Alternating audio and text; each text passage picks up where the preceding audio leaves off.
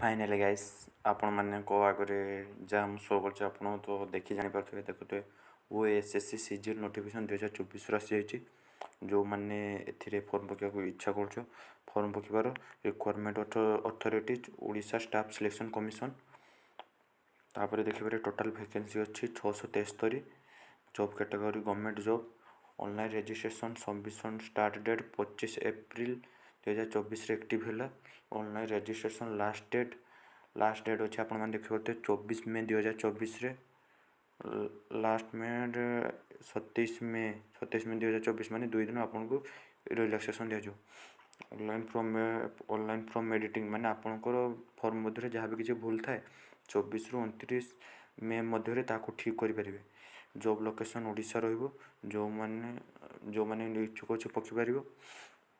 एथर पुणी education qualification कौन रही ये सब प्रकार पोस्ट रही कौटे +2 साइंस मागिची +2 साइंस एवं आर्ट्स भी अच्छी मैंने बहुत कैटेगरी अच्छी कैटेगरी वाइज एमती पोस्ट जाऊँगी और देखी था मिनिमम एज अच्छी 18 और मैक्सिमम एज 38 इयर्स अच्छी आप देखिए